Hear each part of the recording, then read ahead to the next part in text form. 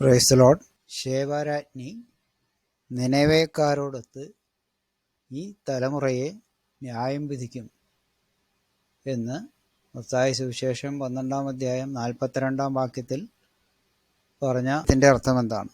യേശുവിൻ്റെ ഇഹലോക ജീവിതകാലത്ത് അവിടുത്തെ വിശ്വസിക്കാതിരുന്ന ഇസ്രായേൽ ജനത്തെ അന്ത്യവിധി സമയത്ത് നിനവേക്കാരോടൊത്ത് ശേബാരാജ്ഞി, അതായത് തെക്കേ രാജ്ഞി എന്ന് പുതിയ നിയമത്തിൽ പറയുന്ന ശേബാരാജ്ഞി വിധിക്കും എന്നാണ് ഈ തിരുവചനം കൊണ്ട് അർത്ഥമാക്കുന്നത്.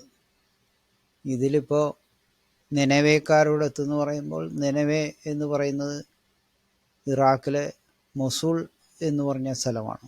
അതിൻ്റെ മാപ്പ് ഒന്ന് നമുക്ക് നോക്കാം. ഈ മാപ്പിൽ ഇതാണ് ഇറാഖ്. ഇതിൽ മൊസൂൾ എന്ന് പറഞ്ഞ ഇവിടെ കാണുന്നുണ്ടല്ലോ, ഇതാണ് നിനവേ എന്ന് പറഞ്ഞ സ്ഥലം. പിന്നെ അടുത്തത് ഷേബ എന്ന് പറഞ്ഞ സ്ഥലമാണ്. അതിനുള്ള മാപ്പ് ഇതാണ്. ഈ ഭാഗത്താണ് ഇസ്രായേൽ വരുന്നത്. ഇതാണ് ഷേബ. പിന്നെ ന്യായവിധി യേശു ക്രിസ്തുവാണ് ചെയ്യുന്നത്.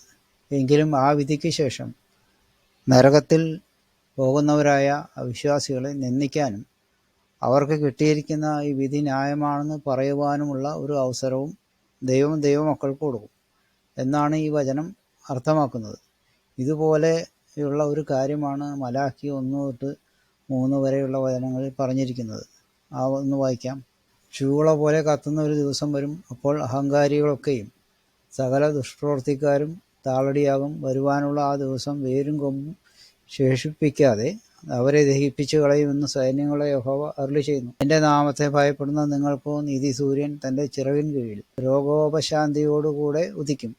നിങ്ങളും പുറപ്പെട്ട് തൊഴുത്തിൽ നിന്ന് വരുന്ന പശുക്കിടാങ്ങളെ പോലെ തുള്ളിച്ചാടും. ഞാൻ ഉണ്ടാക്കുവാനുള്ള ദിവസത്തിൽ ദുഷ്ടന്മാർ നിങ്ങളുടെ കാലിൻ കീഴിൽ വെണ്ണീറായിരിക്കെ കൊണ്ട് നിങ്ങൾ അവരെ ചവിട്ടിക്കളയുമെന്ന് സൈന്യങ്ങളെ യഹോവ അരുളി ചെയ്യുന്നു.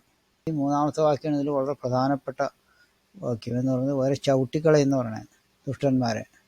ഭൂമിയിലായിരുന്നപ്പോൾ ദൈവമക്കളെ അന്യായമായി ദ്രോഹിച്ചവരെ യേശുക്രിസ്തു അന്ത്യവിധി സമയത്ത് ശിക്ഷ വിധിച്ചതിന് ശേഷം നരകത്തിൽ തള്ളുന്നതിന് മുമ്പായി അവരെ കാലുകൊണ്ട് ചവിട്ടുവാനും അവർക്ക് കിട്ടിയ ഈ വിധി ന്യായം തന്നെയാണ് എന്ന് പറയുവാനും ഒരു അവസരം ദൈവം തൻ്റെ മക്കൾക്ക് കൊടുക്കുമെന്നാണ് ഈ വചനങ്ങൾ പറഞ്ഞിരിക്കുന്നത്. പോണ വഴിക്ക് മുഖത്തൊരു ചവിട്ട് വെച്ച് കൊടുക്കും. നമ്മൾ വെറുതെ ഉപദ്രവിച്ച ദുഷ്ടന്മാരെ ലോകത്ത് ധാരാളമുണ്ട്. ദുഷ്ടതയും അന്യായവും നുണയും തന്നെയല്ലോ ഈ ലോകത്തുള്ളൂ. അവർക്ക് ശിക്ഷ കൊടുക്കുമ്പോൾ നമ്മളെ കൊണ്ട് തന്നെ അവരെ ശിക്ഷിക്കാനായിട്ട് ശിക്ഷ ദൈവം വിധിച്ചു. എങ്കിലും അതിനുശേഷം ഇങ്ങനൊരു കാര്യം കൂടി നടക്കുമെന്നാണ് ഈ വചനത്തിൽ നിന്ന് നമുക്ക് മനസ്സിലാവുന്നത്. ഇത് തന്നെയാണ് ഈ ശേബാരാജ്ഞിയും അതുപോലെ തന്നെ നിനവേ എന്ന് പറയുന്ന മൊസൂൾ എന്ന് പറഞ്ഞ സ്ഥലത്തെ മനുഷ്യരും ചെയ്യുമെന്ന് പറഞ്ഞത്. നിനവേ എന്ന് പറയുന്ന സ്ഥലത്തെ ആൾക്കാർ അങ്ങനെ ചെയ്യാൻ കാരണം എന്താണെന്ന് വെച്ച് കഴിഞ്ഞാൽ, യോനാ പ്രവാചകൻ ആ രാജ്യത്ത് ചെന്ന് അവരുടെ ന്യായവിധിയെ കുറിച്ച് പറഞ്ഞപ്പോൾ അവർ മാനസാന്തരപ്പെട്ട് എല്ലാവരും രട്ടുകൊടുത്ത് ഉപവസിച്ച് ദൈവത്തോട് യാചിച്ചു. അങ്ങനെ ആ ന്യായവിധി അവരിൽ നിന്നും ഒഴിവായിപ്പോയി. അങ്ങനെയൊന്നും യേശുക്രിസ്തുവിൻ്റെ കാലത്ത് ഉണ്ടായിരുന്ന ഇസ്രായേൽ ജനം ചെയ്തിട്ടില്ല. യേശുക്രിസ്തുവിനെ ക്രൂശിക്കുകയല്ലേ ചെയ്തത്. അതുകൊണ്ടാണ് അവരുടെ മേൽ ഒരു ന്യായവിധി ഉണ്ടാവും എന്ന് പറഞ്ഞിരിക്കുന്നത്. 1 രാജാക്കന്മാർ 10:1 പറഞ്ഞിരിക്കുന്നത് വായിക്കാം. ശേബാരാജ്ഞി യഹോവയുടെ നാമം സംബന്ധിച്ച് ശലോമോനുള്ള കീർത്തി കേട്ടിട്ട് കടമൊഴികളാൽ അവനെ പരീക്ഷിക്കേണ്ടതിന് വന്നു.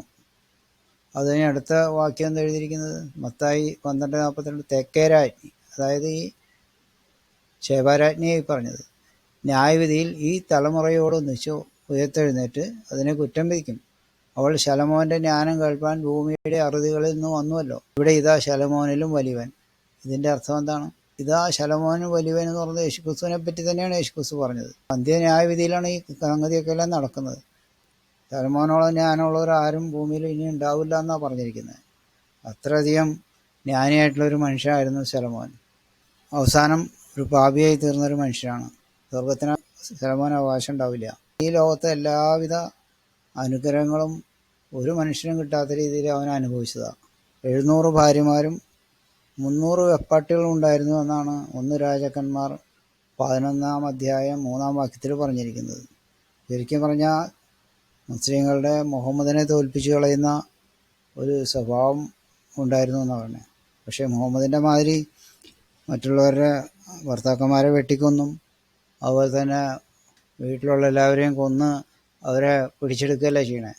അതെല്ലാം പിടിച്ചെടുത്ത ശരീരം ദാനം ചെയ്യാൻ റെഡിയായിട്ട് സ്ത്രീകൾ നിൽക്കുമായിരുന്നു എന്നാണ് അവൻ പറയുന്നത്. അവരുടെ കുടുംബത്തിലുള്ള എല്ലാവരും വെട്ടിക്കൊല്ലേണ്ട കാര്യം എന്താണ്? അപ്പോൾ അത് നുണയാണ് പറയുന്നത്. നുണയുടെ മതമാണ് ഇങ്ങനെയുള്ള മതങ്ങളെല്ലാം. അതിനിപ്പോൾ ഈ മുസ്ലിം മതം മാത്രമല്ല, എല്ലാ മതങ്ങളും അങ്ങനെയൊക്കെ തന്നെയാണ്. അതേസമയം ശലോമോൻ രാജാവിനെ സംബന്ധിച്ചോളം സ്ത്രീകൾ അവിടെ ക്യൂ നിൽക്കുമായിരുന്നാണ് പറയുന്നത്. ഈ ശ്രേഷ്ഠനായൊരു വ്യക്തിയാണ് ഈ ശലോമോൻ എന്ന് മനസ്സിലാക്കിയതിന് ശേഷം ഒരു മകനെ വേണം, അതിനുള്ള പരിപാടിയും ശലോമോൻ ചെയ്തു കൊടുത്തു എന്നാണ് ചരിത്ര പുസ്തകങ്ങളിലെല്ലാം കാണുന്നത്. അതിനെക്കുറിച്ച് നിങ്ങൾക്ക് ഇൻ്റർനെറ്റിൽ നോക്കിക്കഴിഞ്ഞാൽ മനസ്സിലാവും. പിന്നെ അങ്ങനെയുള്ളൊരു മനുഷ്യനായിരുന്നു ശലോമോൻ. ഈ ലോകത്തെ സകലതും ലഭിച്ചതാണ്. പക്ഷേ എങ്കിലും അവസാനം വിഗ്രഹങ്ങളോട് ചേർന്ന് നടക്കേണ്ട ഗതികേട് ശലോമോൻ ഉണ്ടായി. ഭാര്യമാരും ഉണ്ടായതാണ്. അത് യഹോവ നേരത്തെ പറഞ്ഞിട്ടുണ്ടായിരുന്നു, അങ്ങനെ അന്യജാതിക്കാരിൽ നിന്ന് ഭാര്യമാരെടുക്കാൻ പാടില്ല, അത് കുഴപ്പമുണ്ടാകുമെന്ന് പറഞ്ഞ് അനുസരിക്കാതെ വന്ന കുഴപ്പമാണത്. അതുകൊണ്ട് ആത്മാവ് നഷ്ടപ്പെട്ടു. ഇത്രയും പറഞ്ഞ് നിർത്തുകയാണ്.